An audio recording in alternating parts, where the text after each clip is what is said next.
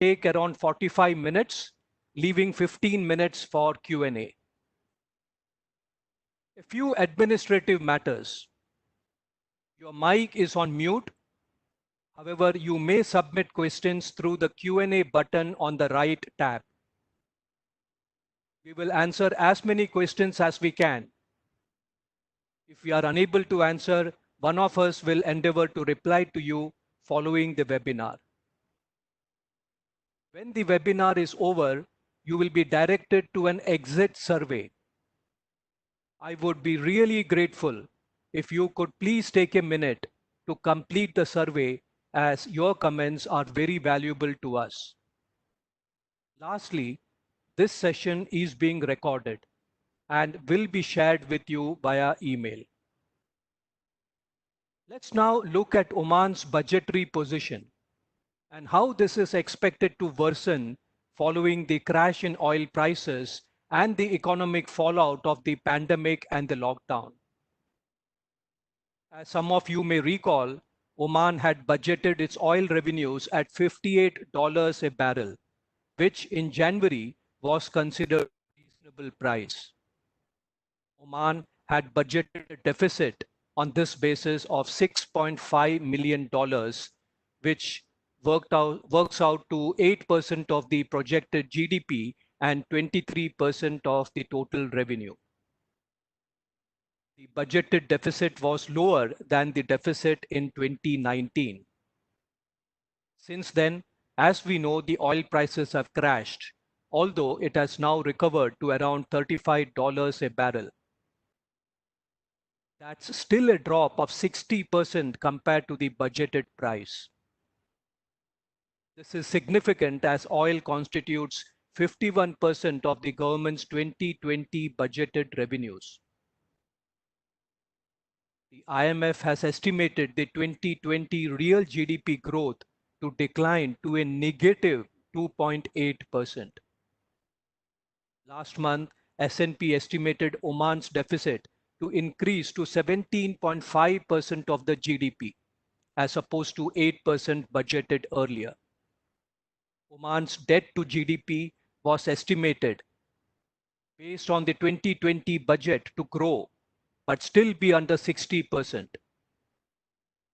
Further increasing the borrowings to cover the enhanced deficit is possible, but will come at a high cost, exposing Oman to greater financial risks.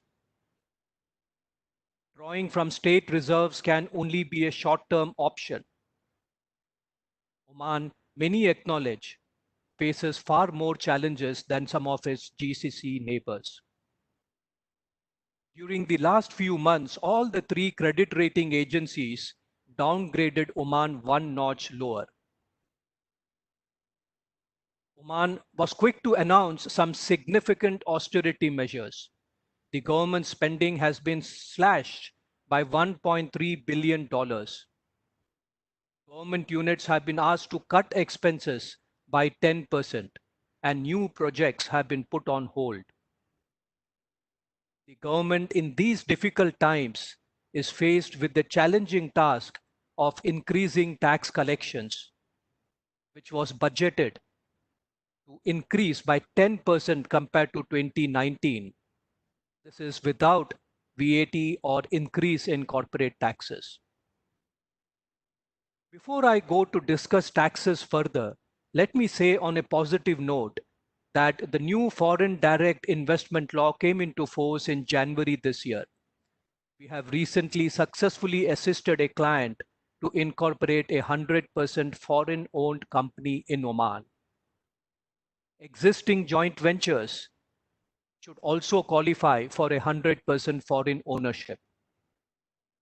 The public-private partnership law has also come into force, and we are seeing a number of PPP opportunities being tendered by the authority for PPP. Clearly, this is the way forward for Oman. In October last year, the late Sultan issued a decree constituting an autonomous new tax authority headed by a person with a ministerial rank. Before I go to the new tax authority structure, it would be good to share with you some of the recent emerging tax authority practices. We are witnessing an aggressive and fast track disposal of assessments and objections. There is a significantly enhanced scrutiny of related party transactions. The documentary evidence that is expected to substantiate arm's length pricing is becoming increasingly onerous. There is a clear preference for seeking information on profits actually earned by related parties across the supply chain. We are aware that the tax authority is sourcing information about possible income escaping taxation from sources such as suppliers, customers, contractors, and government organizations. We are seeing a strict and sometimes contentious interpretation of the tax laws, resulting in positions which may not be consistent with practices in other jurisdictions. One such example is a recent ruling not allowing deduction for contractual liquidated damages suffered by a taxpayer in the normal course of business for not meeting contractual milestones. The tax authority is also not inclined to look at the possible unintended consequences of their strict interpretation of the tax laws.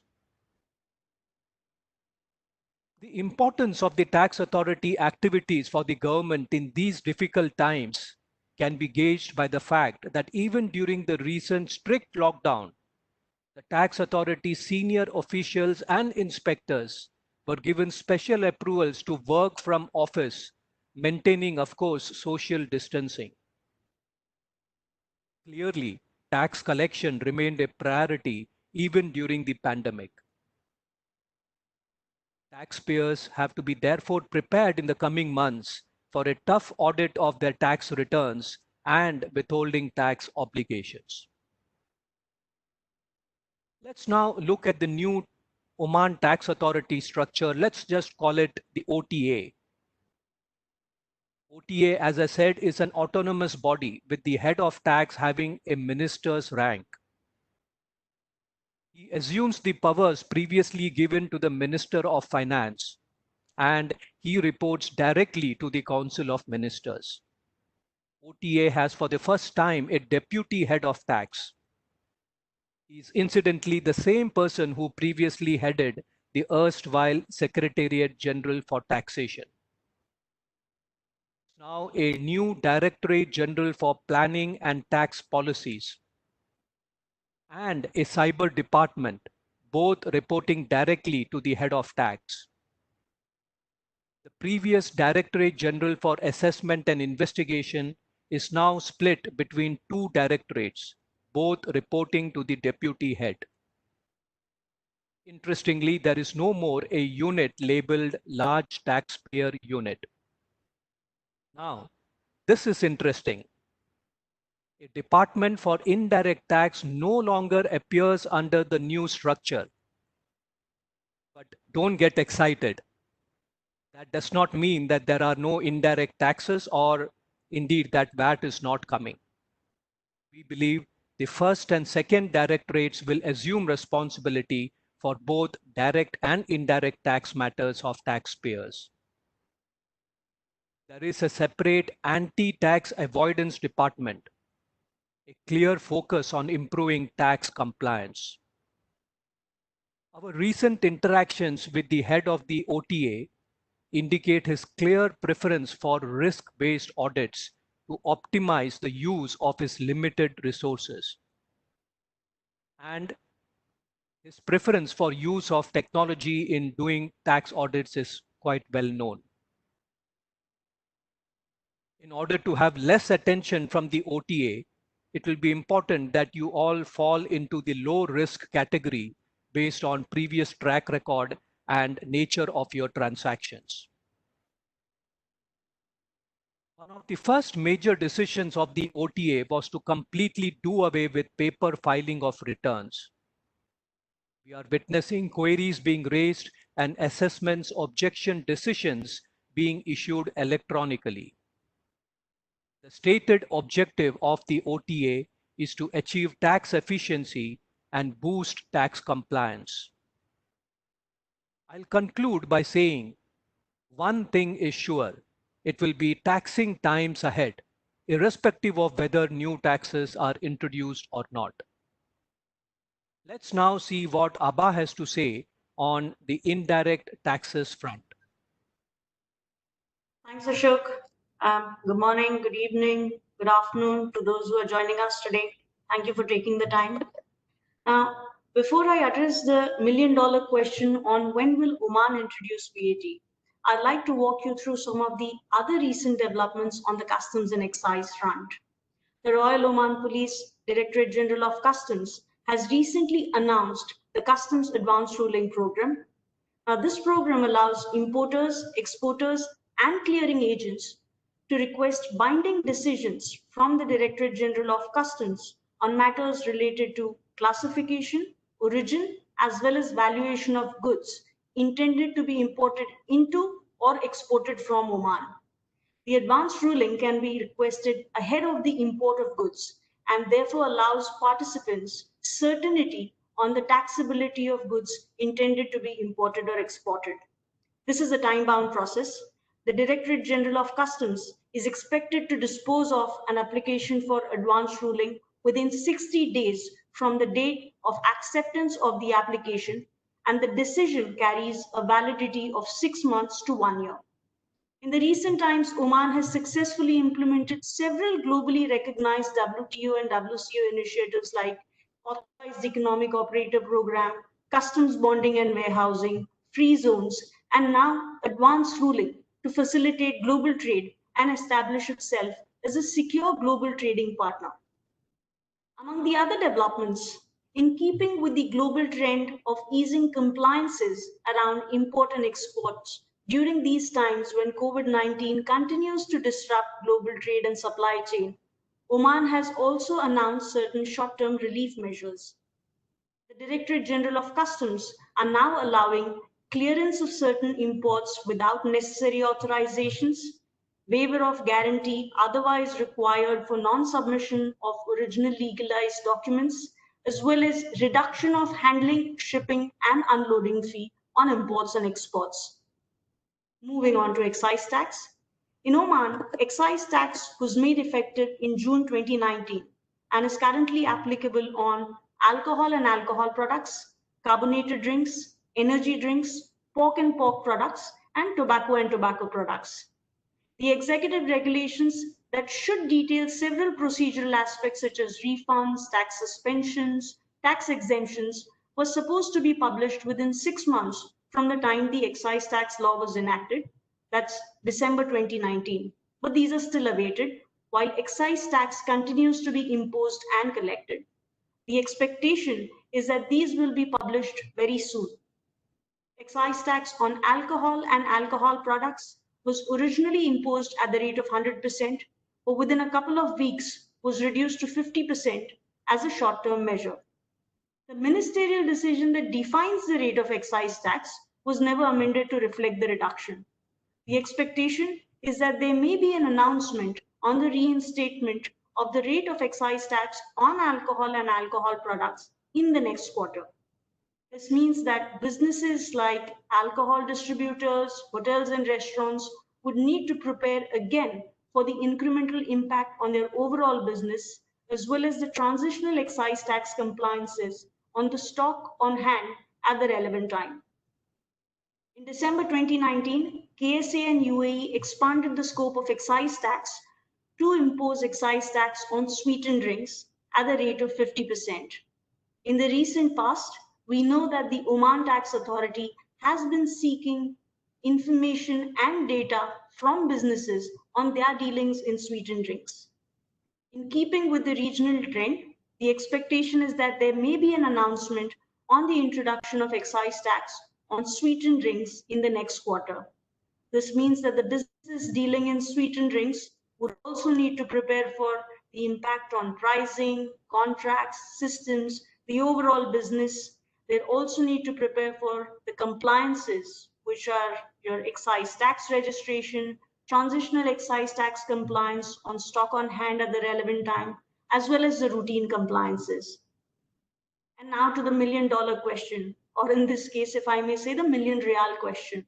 When will Oman introduce VAT? Now, while this question has been playing on everyone's mind for some time now, KSA tripling the rate of VAT from 5% to 15%, and then increasing the customs duty rate on essential products at such a short notice has certainly revived the discussion. For reasons Ashok mentioned in his presentation earlier, the economic triggers that compelled KSA to triple the rate of VAT are equally, if not more relevant for Oman. There has been a lot of emphasis on cost reduction as well as generation of non-oil revenues in Oman. Now, VAT is expected to generate approximately 400 to 500 Omani riyals per annum. That's approximately $1.3 billion. Having assisted the Oman Tax Authority in drafting the initial VAT legislation, we do know that they have been preparing for introduction of VAT for some time now. So the current circumstances do make this an opportune time for the Oman Tax Authority to introduce VAT in Oman. But the timing, to a certain extent, will depend on the level of preparedness. The elements that are at the core of preparation include legislation, systems, and people. When it comes to the legislation largely comprises of the law and the executive regulations.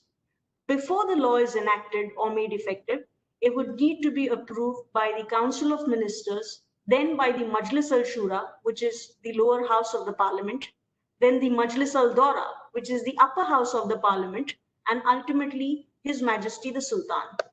The executive regulations don't follow the same approval process. They can be published and made effective once they are finalized and approved by the Oman Tax Authority with inputs from the other relevant ministries and government agencies. We understand that at the moment, the law is finalized and waiting to be put through the approval process, while the executive regulations are in the process of being finalized. On systems, digitization of tax makes IT the backbone of the tax system in any jurisdiction. In the region, the entire process of registrations, returns, refunds, clarifications, reconsiderations, and to some extent, even the desktop audits is now largely online. To a certain extent, that reflects in Oman's existing approach to corporate tax and excise tax and the outlook on VAT. We understand that at the moment, the systems are configured and tested, but they will need to be revisited once the legislation is finalized. Realistically, improvement of systems is likely to be an ongoing process that continues even after go live. And last but not the least, people. The Oman Tax Authority may be leaning towards digitization and automation, but the need for people to administer VAT cannot be dispensed with, especially in a country where VAT is being introduced for the first time. The Oman Tax Authority may not have a separate indirect tax cell in the new structure. The expectation may be for the existing corporate tax resources in the Oman Tax Authority to double up, multitask, but they would still need training. The preparation will clearly require some time. So we come back to the original question, when will Oman introduce VAT? In an interview at the World Economic Forum in Davos earlier this year, the Minister of Commerce and Industry mentioned that Oman is likely to implement VAT sometime in the beginning of 2021. Now, although the Oman Tax Authority may like to accelerate the introduction of VAT in Oman, given the preparation required, we would say that sometime in the beginning of 2021 is the realistic expectation. But in order to make that timeline, the tax authority may need to make a few compromises. The Oman Tax Authority has always maintained that they would allow businesses 6 months for preparation. But given the circumstances, like UAE, KSA, and Bahrain, which allowed businesses only 3 weeks to 3 months to prepare for introduction, that may need to be compromised. Businesses may not get 6 months that they hoped for preparation. The Oman Tax Authority may also need to consider staggered introduction like the KSA and Bahrain, which means that registration initially may be mandatory, only for large businesses meeting or exceeding a certain monetary threshold, and smaller businesses could then ask to be followed later. Before I wrap up this section, I'd like to leave the participants with only one message on VAT. The Oman Tax Authority continues to invest significant resources in the run-up to VAT. For various reasons, they may not be in a position to comment on or communicate a committed date for implementation, but it is critical that businesses take stock of their readiness and work towards an early 2021, possibly January 2021 timeline so that they are not caught unaware. That's it for now on indirect taxes. I'll be happy to take any questions you may have at the end of the call. For now, I'll request Rakesh to take us through the corporate and international tax related updates. Thank you for listening in. Over to you, Rakesh. Thank you, Ashok and Abha, for the insights on the budget, the tax authority, and indirect taxes. I hope our listeners are keeping well during these times. I'll be discussing certain key local and international tax developments. Of course, the first question in everyone's mind is the tax return filing deadline. So as we speak, the 30th June deadline for filing the tax returns for 2019 stays as is. This means that all taxpayers need to prepare themselves for the filings which are due this month. The extension which was announced earlier relating to the provisional returns very late on 31st of March probably helped only a limited number of cases. And as such, this extension did not apply to the final tax returns which are due this month. Additionally, as some of our listeners would know, the Oman tax law also obliges taxpayers to file withholding tax returns. This is with reference to withholding tax on specified foreign payments. For reference purposes, the withholding tax rate is 10%, and the compliance on the payments and the filings is due by the 14th of the next month. Even this compliance timeline, in our view, stands as is. Moving over to the other important topic from a cash flow perspective, i.e., tax payments or deferrals thereof. Given the current pandemic and economic challenges, taxpayers are keen to know the support available from the tax authorities regarding settlement of tax liabilities. For example, this question becomes critical where assessments and objections have been recently disposed of and taxes are due to be paid. Here, the earlier announcement does help. So for instance, if a taxpayer can demonstrate that it was affected by the local measures to contain the pandemic, a conditional relief can indeed be sought. In our informal communications with the tax authority, we have seen them being accommodative on this front.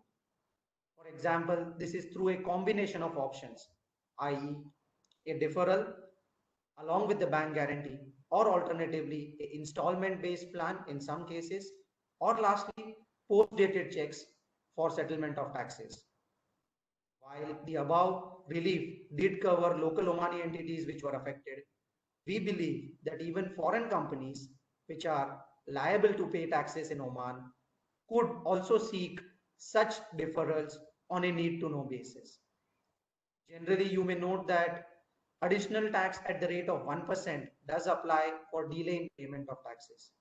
At this moment, there does exist a temporary relief on additional taxes till about 30th of June. Hence, the aspect of additional tax needs to be discussed upfront with the tax authorities, especially if there are installments or payments which go beyond 30th of June. Ashok did briefly mention about e-proceedings. Indeed, the tax authorities have started issuing query letters electronically via email or on certain cases, intimations on the online portal. Hence, it is important for the taxpayers to regularly review their emails and the online login portal. In case of e-proceedings, we believe it is recommended to request for meetings with the tax authorities once the lockdown is resolved to have a meaningful conversation on the submissions made and the audit proceedings. Most of our taxpayers would already be comfortable with e-filings, say for tax returns. Such e-filing of tax returns was re-emphasized by an official notice from the tax authorities in March, wherein it was stated that paper returns will no longer be accepted. Clearly, e-proceedings is becoming the norm and is likely to continue for a longer future. On a separate note, with regard to objections, which is the first stage of litigation, e-filings and extended deadlines are available. While there are no specific announcements for appeals, which represents the second stage of litigation, our viewers may note that the Income Tax Committee is currently not taking hearings or pronouncing decisions because of the lockdown and the precautionary measures. This may lead to a delay in disposal of the pending cases.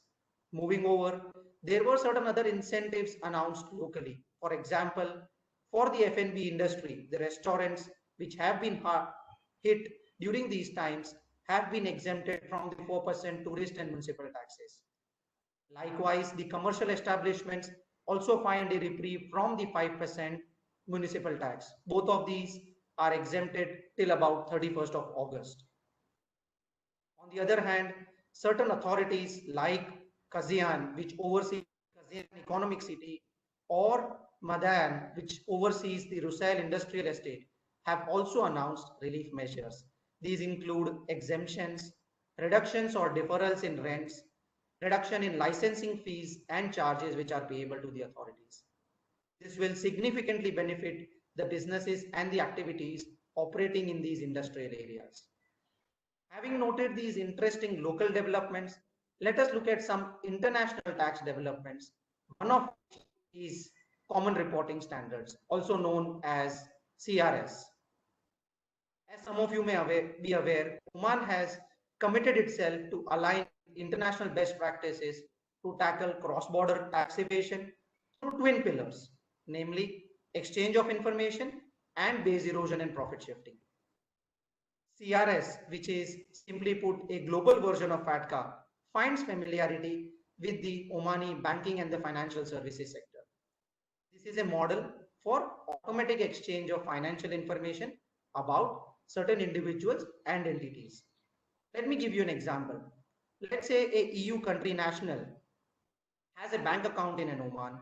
In this case, because of CRS, the Omani bank will now be required to exchange the specified financial information belonging to this national to his tax country where he was a resident of in the EU.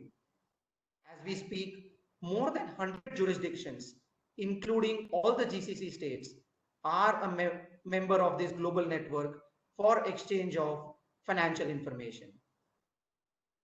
The CBO, which is the central bank in Oman, implemented the CRS from 1st of July last year.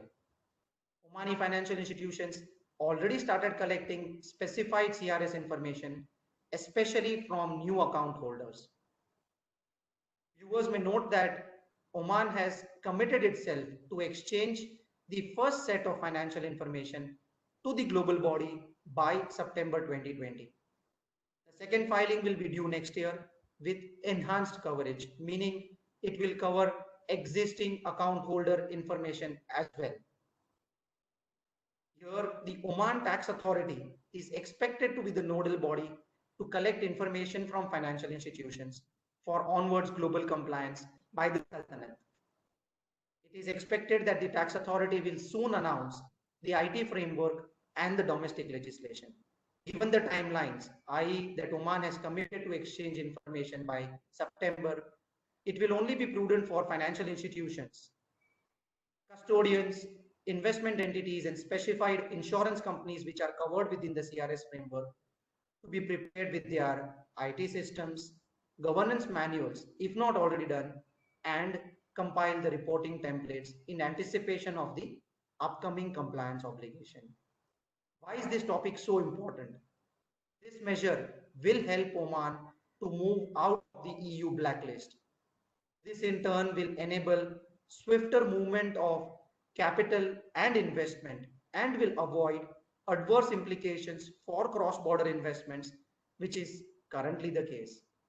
With this, I conclude my session and hand over to Sandeep to discuss the next international tax topic. Thank you. Thank you, Rakesh. Hello and a warm welcome to all. Thank you, Ashok and Rakesh, for such an insightful last 35 minutes update concerning the Oman tax. I'll be spending my next 10 minutes on a key international tax-related development, i.e. the multilateral instrument, which has its roots connected with the base erosion and profit shifting framework, which was briefly touched upon by Rakesh just a few minutes back.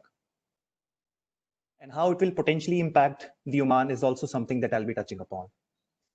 MLI, what it stands for, is the Multilateral Convention for implementing tax treaty-related measures to prevent base erosion and profit shifting.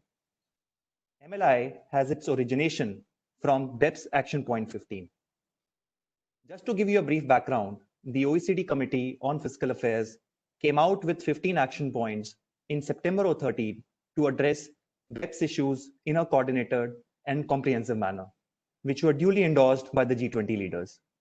Final reports on each of these action points were published in October 15 and were endorsed by the OECD Council and the G20 leaders in November 15. Oman joined the OECD Inclusive Framework Agreement on the 20th of October 2017, being the 103rd country to join, supporting the OECD and the G20 countries on matters relating to BEPS. As part of which, Oman agreed for the 4 minimum standards. These were Action Point 5, to counter the harmful tax practices; Action Point 6, preventing the granting of tax treaty benefits in inappropriate circumstances, i.e. the tax treaty abuse or the treaty shopping; Action Point 13, guidance on the transfer pricing documentation, including country-by-country reporting; and of course, Action Point 14, making dispute resolution mechanisms more effective. In order for any country to implement tax treaty-related measures would have required renegotiation of the existing bilateral tax treaties, which stood at 3,000 plus, and could have been quite burdensome and time-consuming. This would have surely limited the BEPS program's effective implementation. This is where the BEPS Section Point 15, i.e. developing the multilateral instrument for modifying the existing bilateral tax treaty, role is imperative. Simply speaking, MLI is a multilateral vehicle that can modify the existing tax treaties. On the 26th of November 2019, Oman signed the multilateral instrument and was 92nd country to do that, followed by its ratification on 31st March 2020 via Royal Decree 43/2020. There are certain few aspects about the MLI which we all should be mindful of. One, it's not automatically applicable, as both the treaty partners need to notify their tax treaty as a cover tax agreement. Oman current tax treaty count is 34, out of which the 15 tax treaties are already cover tax agreements. For instance, Oman's tax treaty with China, Canada, Netherlands, Mauritius, and UK are already the CTAs. Apparently, Oman's tax treaty with India is excluded from the MLI program. MLI as an instrument cannot substitute an existing bilateral tax treaty. It has to be read along with the provisions of the tax treaty. Can MLI freeze the existing tax treaty? The answer is no, as the subsequent modification to a cover tax agreement is possible as per the convention. For Oman, now the next step after ratification is to deposit its instrument of ratification with the OECD Secretary General. The MLI will enter into force for Oman on the first day of calendar month after the expiry of 3 months, beginning on the date when Oman has deposited its instrument of ratification. Let's say Oman's deposit its instrument of ratification hypothetically on the 30th of June 2020, which is 27 days from now. Then MLI for the 15 CTAs will enter into force on the first day of October 2020, that is after the expiry of 3 months from June end. Once MLI has entered into force, the next important milestone would be its entry into effect, which differs for the withholding taxes and for taxes other than withholding tax. For the withholding taxes, one has to go to the first day of the next calendar year after its entry into force. Continuing my above example, considering the MLI entered into force on the 1st of October 2020, its entry into effect for withholding tax would be 1st January 2021. For other taxes, from the date of entry into force, there has to be an expiration period of 6 months. MLI provisions will have effect for taxes other than withholding tax with respect to taxable period beginning as of that moment. In our example, considering the 6 months expiry from entry into force would be 31st March 2021. So tax year beginning after 31st March 2021, MLI will become effective for these other taxes. Where a calendar year is followed by a taxpayer, then the MLI will be effective for these other taxes from January 1, 2022. If you look at the structure of the MLI, it basically comprises of a preamble and is divided amongst 7 parts comprising of 39 articles in total. The vital ones for Oman are, of course, the minimum standards covering the purpose of the cover tax agreement, prevention of the treaty abuse, wherein alternate provision exists for countries to choose. Please bear in mind that this happens to be an exception provided in relation to minimum standards. Countries may either go for a principal purpose test, which is PPT, or a PPT with a simplified limitation of benefit clause, or a detailed LOB supplemented by a mechanism dealing with anti-arrangement not already dealt in the concerned tax treaty. Now you also have improving dispute resolution as another minimum standard, as per which the mutual agreement procedure, commonly known as MAP, is required to be included in the CTA. Moving on to the next slide, let us now test the practical applicability of the MLI on a cover tax agreement once it has entered into effect. In the given example, a UK headquartered company has given a loan to its Omani subsidiary on which it's earning interest income. As per Article 11 of the Oman-UK tax treaty, the taxing rights on an interest income vests with the country of residence, i.e. with the UK in this example. Now for simplicity, we are assuming the withholding tax on interest under the Oman domestic tax law is still applicable, while we all know that the same has been suspended for a period of 3 years, effective 6 May 2019. Now let us take 2 scenarios here for a better understanding of the MLI. Under the pre-MLI environment, the UK company has to furnish a valid tax residency certificate issued by the UK Tax Authority, which also needs to be duly apostilled, and produce the beneficial ownership certificate, for which the current practice of the Oman Tax Authority is to have the certificate obtained on the letterhead of the payee entity. It is in itself a kind of self-declaration that the recipient or the foreign payee beneficially owns such income in order to avail a zero rate under the Oman-UK treaty for the interest income.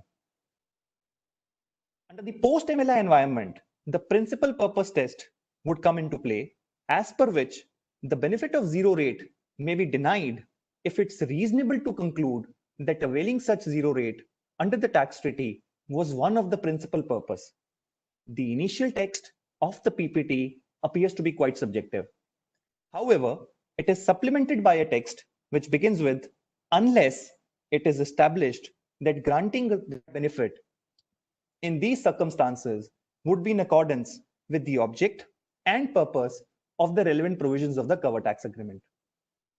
As we can see, the latter part of the text appears to be quite objective.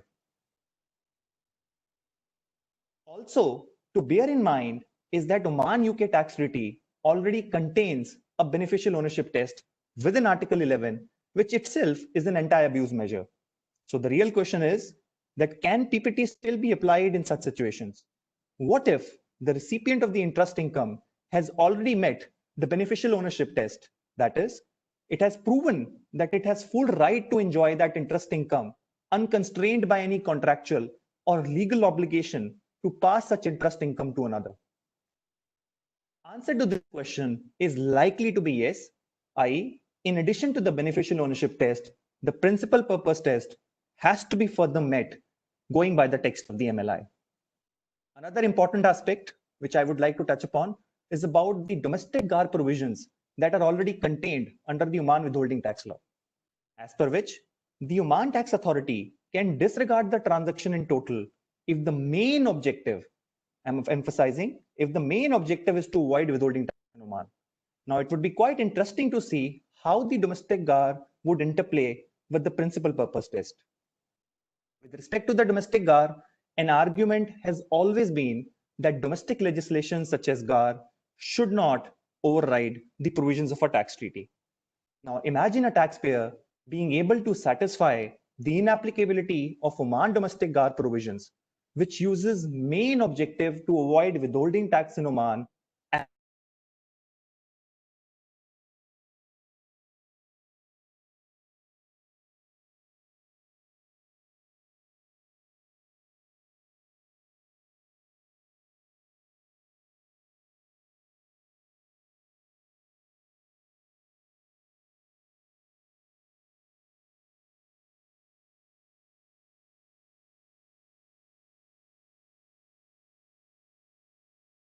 Sandeep, we lost you.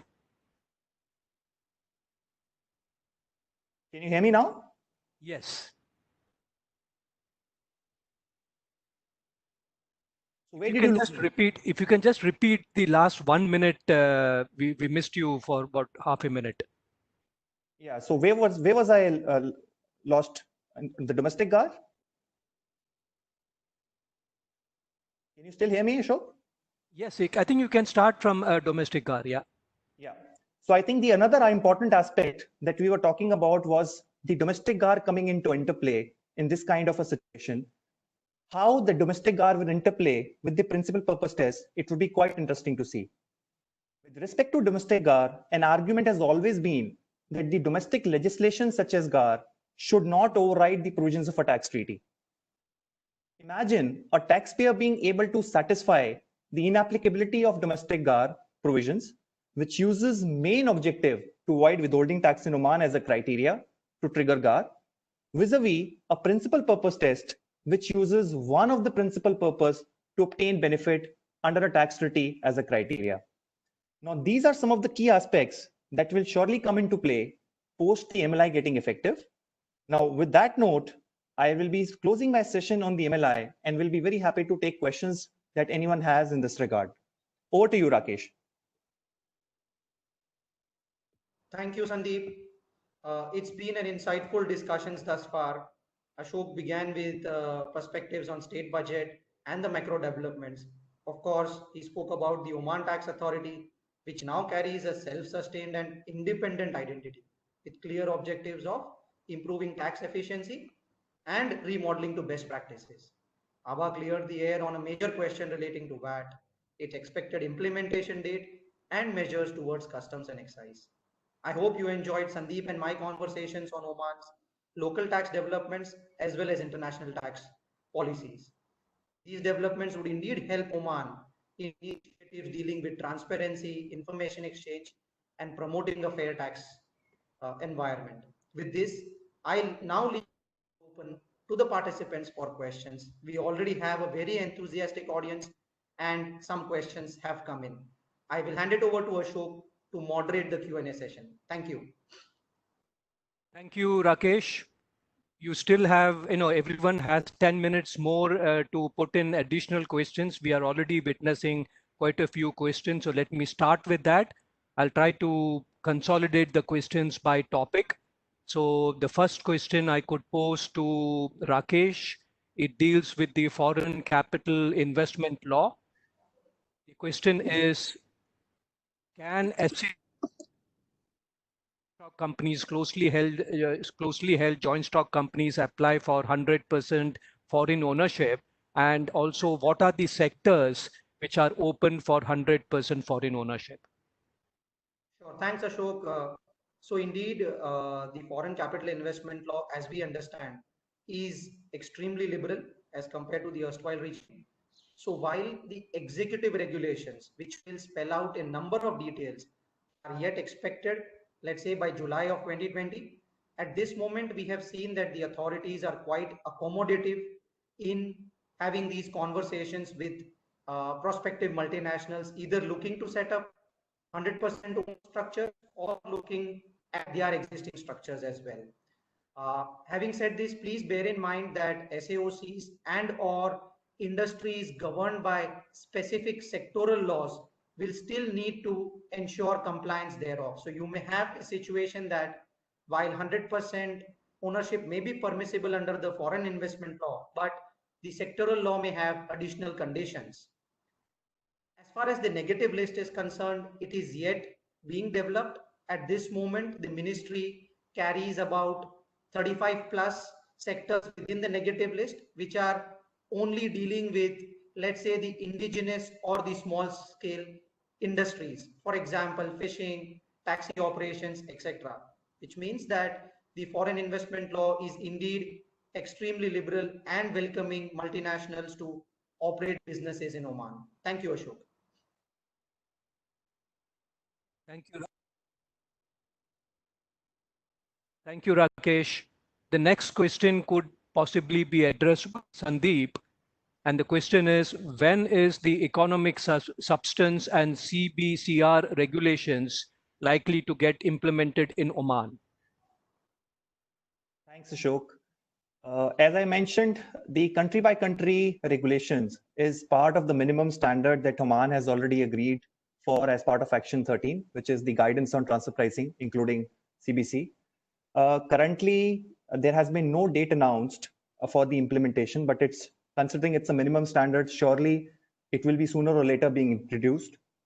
What we have understood from the department is that the process to expedite the law drafting and approval is already in place. So we should see some action from the authorities' end by the close of this year. Over to you, Ashok. Yeah. Thank you. The next set of questions is on VAT, and Abha can answer this.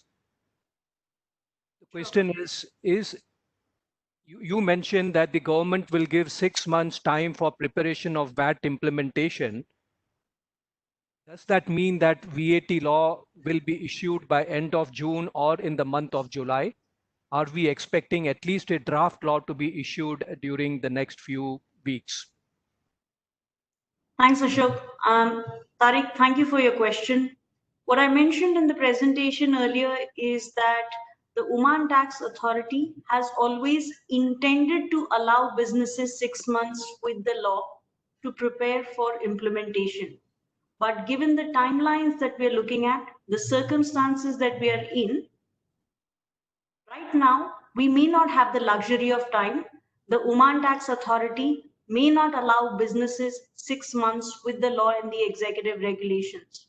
If you remember, for those who had to go through the UAE VAT implementation, UAE also said that they would allow businesses about 18 months with the law and executive regulations. So the reality is far different from what we've seen happen practically in the region. You can expect the law and the executive regulations to be published sometime in the later in the year. And there's a great chance or possibility that the 6 months that the Oman Tax Authority originally intended to allow businesses will be compromised. Hopefully, it'll be somewhere close to what UAE and KSA allowed, which was close to 3 months, and not something that Bahrain allowed, which was a mere 3 weeks. So you can expect the law and executive regulations later in the year. I hope that answers the question. One more question on VAT, Abha. Yeah. Saudi Arabia recently increased the rate to 15%. Can Oman follow Saudi when it implements the new VAT law? Will it increase the VAT rate from 5 to 15 or whatever rate it decides? Right. So, and I've had that question come from a lot of clients. For those of us who are acquainted with the GCC framework agreement, we know that the GCC framework agreement that at some point in time will be binding on all GCC member states defines the rate of VAT at 5%. Now, KSA increasing the rate from 5% rightly or wrongly does create a precedence. It's not an encouraging precedence. So it's obvious for businesses to wonder whether Oman could go down that same route, or for that matter, any of the other member states, whether they've implemented VAT or they're waiting to implement VAT, could go down that route, and whether Oman could have 15% as the starting point. On the back of the increase of rate by the KSA, we have had interactions with the Oman Tax Authority. From what we understand, it is not the Oman Tax Authority's current intention to introduce VAT at 15%. The intention currently still remains that VAT, when introduced, will be at 5%. Thank you. I think we can have two more questions. So the next question I can ask Rakesh to address, and it relates to the transfer pricing challenges which taxpayers face in Oman. The question is, when will Oman introduce formal transfer pricing regulations in its laws? Sure. Thank you, Ashok, for that question. So, for the benefit of our viewers, the Oman tax law does contain transfer pricing regulations which say that related party transactions need to be at arm's length. However, at this moment, the tax law does not define detailed documentation requirements as you would have seen in the EU and some of the other economies where there are formal or detailed transfer pricing guidelines. In our conversations with the Omani tax authorities, they are extremely keen to bring in a formal transfer pricing regime. However, this is expected to be more or less in line with global standards and potentially also imbibe best practices from the region. For example, KSA already introduced a detailed transfer pricing regulation very recently, and it is expected that Oman will learn from these experiences and would like to have a similar regime. At this moment, taxpayers would just need to ensure that they maintain a self-assessment of their related party transactions and be geared with as much detailed information or documentation that they have to prepare themselves for the audit proceedings. Thank you, Ashok. And this is a question which is, on the top of the mind of many taxpayers. And we have been engaging in discussions with senior people at the tax office. I had the opportunity to raise this with the head of tax and the deputy head of tax. I pointed out to them the growing number of disputes in the related party area. And I said that, it is very important that the tax officials engage in discussions, take a more pragmatic view of matters, it's important to make sure that there is transparency on the part of the taxpayers, but equally the tax authorities should be reasonable in the positions that they take. So I think the message is, yes, the more specific the regulations are, it will help, but it is very important to continue engaging with the tax authority. And the last question is for Sandeep, and it's to do with the CTA. So Sandeep, you mentioned in your presentation that about the availability of alternative provision within the minimum standards. You further mentioned this to be an exception within such minimum standards. The question is, what if Oman chose to apply PPT and the other party to the CTA, say UK in the example you gave, chose to apply PPT with simplified LOB? Thanks, Ashok. I think, Ashok, what you're referring to is about the asymmetrical positions that may pretty much exist under the MLI environment. A situation where Oman choose to apply only a PPT and the UK going ahead with PPT supplemented with simplified LOB is quite possible. In such a case, there could be two situations. One is, of course, Oman, which has originally chosen to apply PPT, may further agree to apply PPT with simplified LOB by making exception to this specified cover tax agreement. The second alternate is that the UK may continue to apply PPT with simplified LOB without Oman having to alter its current solution of PPT, provided both the Oman and UK agree to such a symmetrical position, Ashok. I hope that answers. Yeah, thank you very much. And I would like to thank all participants for their active interest on the Oman tax updates. We had a fantastic audience, a lot of people who have joined in. We will be sending the recording separately by email. And the last request to you is, please, when you exit, do give us your feedback. Thank you.